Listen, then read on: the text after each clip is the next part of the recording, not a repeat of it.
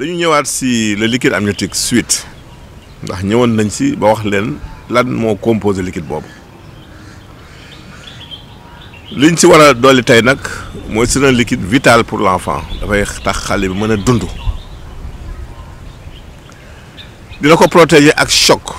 tey jii nit jigéen dar mën na dal si biiram fekk dafa ëmb du àgg si moom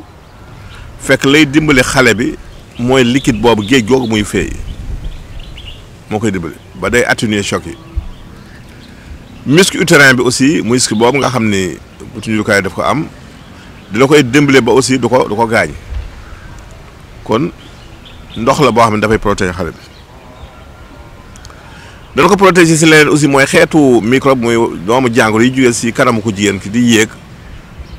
moom dafay nekk antibactérien daf koy dimbali ba du àgg si xale bi du ko sonal da koy aar si loolu aussi xale bi nag da siy naan en permanence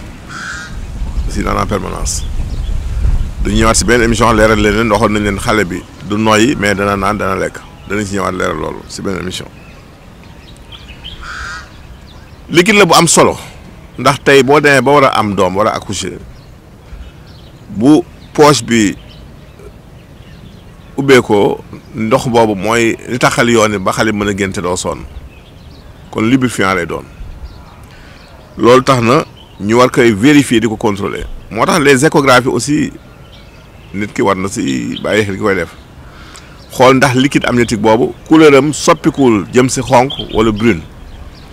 ndax su amee rek mën na signifier un décollement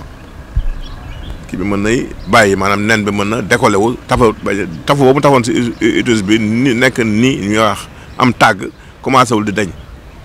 loolu daf si bàyyi ndax bu dañee saignement bu muy àndal mën na changer couleur liquide amniotique bi ñu bàyyi si xel bu baax a baax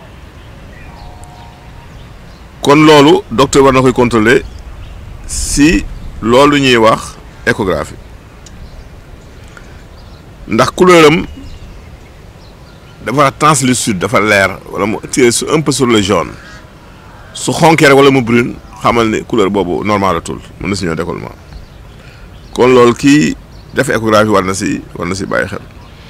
kon suñu tënkee dañuy wax ne liquide amniotique boobu dafay aar xale bi si lu bëri dana koy xaar si choc bu tey dara doon si biiru ko jigéen ki ëmb da koy dimbali ba loolu du àgg si xale bi ndax protection lay doon muscle utérin bi aussi dana ko dimbali ba du ko gaañ dana ko aar si xeetu infection yi mën a jóge si kanam ko jigéen ki dina ko dimbali aussi muy nekk si benn milieu benn température bu normal buy tourner autour de 37 degrés ndax loolu mooy température normale corporelle kon dafay fexe xale bi toujours di nekk si température bu jigee 37 degrés kon liquide la boo xamante ne lu am solo la boo demee bay wasi nit danay tooyal yoon wi ba nga xam ni su xale bi génn coono yi mën na wàññeeku dina yombal génn boobu lii ci mujj nag mooy nit ki di fa échographie yi ñuy def dafa di contrôler ndax liquide boobu couleur am soppeekuwul ndax pour si brune wala lu mel loo xaw a xonk mën na signifier un décollement te loolu dañ ko war a teel a lijjanti kon loolu la ñu doon dolli si li ñuy wax le liquide amniotique muy lu am solo si wàllu ëmb. question yi ñaar la kii daal nee na dafa gént gis xaal muy pastèque waaw xaal day jotul wax melo bi waaye nag bu dee bu verte moom da nga ko gis mu verte nga gis mu am couleur bu verte lu baax la looy war a gañal ay gain la luy dugg alal ju dugg leen luy dugg xéwal daal yuy ñëw su dee da nga ko gis mu jaune nag feebar la baaxul kon nag fii moom yu bëri yoo xam boo ko dee gént mu jaune jàppal ni tawat lañ lay woon kii daal nee na dafa gént ñaareelu question bi ay sax di génn si yaramam waa jàngoro juy génn la de boo doon faj moom xam ne yaa ngi wér sa garab baax na mooy waral sax yooyu di génn sa yaram lu am solo la fi ñuy jeexalee mooy kii daal nee na hémorroïde moo ko sonal jàngoro Kajoor nag li koy faj bari na lool mais li ñuy jox lu gàtte gaaw rek muy sungufu njàndam ak lay duur soo ko jaxasee boo lekkee ba mu da ngay tibb kudd mu ndaw ba mu raase def si kaas def ndox bu tàng ba mu digg nga yëngal bàyyi mu tey nga segg naan te bu dee dafa génn wutal